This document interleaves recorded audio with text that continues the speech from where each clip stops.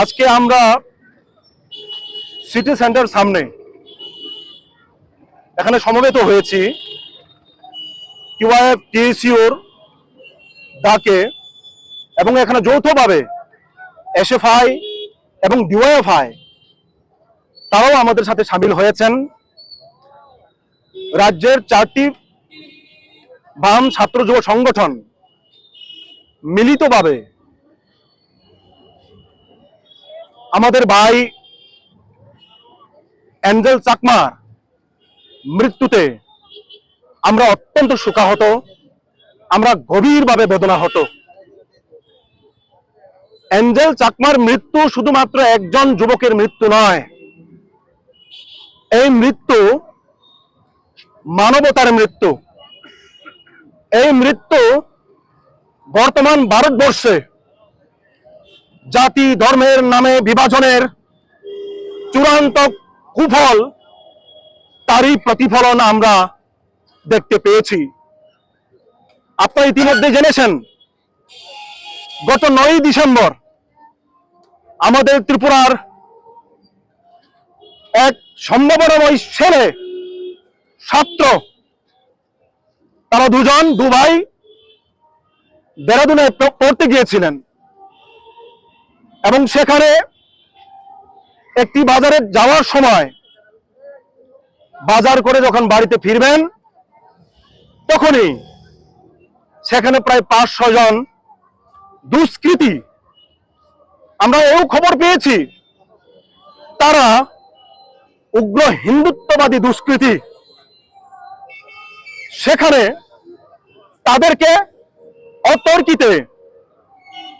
Chinki, Chinese, momo, নানান কটূক্তি ভাষায় তাদেরকে ব্যঙ্গ করে তারা যখন প্রতিবাদ করলো, তারা যখন বলল আমরা উত্তর পূর্বাঞ্চলের ত্রিপুরা রাজ্যের বাসিন্দা, দেরাদুনে পড়তে এসছি, আমরাও ভারতীয়, তারা তাদের এই কথাকে শুনল না। তারা উপরন্তু তাদের উপর এই কথার প্রতিবাদে তাদেরকে চূড়ান্তভাবে হেনস্থা মারধর করা হলো এবং চাকু দিয়ে সেখানে তাকে আহত করা হলো। 9 তারিখ ডিসেম্বর থেকে 26 তারিখ ডিসেম্বর পর্যন্ত জীবনপণ লড়াই করে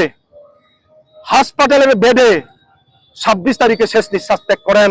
এবং এই পৃথিবীর মায়া ত্যাগ করে চলে যান। আমরা আজকে এই প্রতিবাদ কর্মসূচির মাধ্যমে এই কথাই জানান দিতে চাই এবং রাজ্যবাসী সহিত দেশবাসীকে এই কথাই আমরা আহ্বান দিতে চাই, যারা বিগত 10 থেকে 11 বছর ধরে এই দেশে কখনো ধর্মের নামে, কখনো জাতির নামে সাম্প্রদায়িকতার বিষ ছড়াচ্ছে এবং তার ফলস্বরূপ যারা পরিযায়ী শ্রমিক উত্তর পূর্বাঞ্চল থেকে নানা প্রান্তে দেশের বিভিন্ন রাজ্যে কাজ করতে যান, পড়াশোনার সুবাদে তারা সেখানে থাকেন, তাদের উপর নানাভাবে অত্যাচার, নিকৃষ্টতম ঘটনা ঘটে চলেছে এবং গত 26 তারিখের এই ঘটনা তারই একটি নির্মম ঘটনা বলে আমরা মনে করি এবং আমরা 4টি ছাত্র যুব সংগঠন এর প্রতিবাদ আমরা জানাচ্ছি এবং দোষীদের উপযুক্ত শাস্তি, সর্বোৎকৃষ্ট শাস্তি দিয়ে,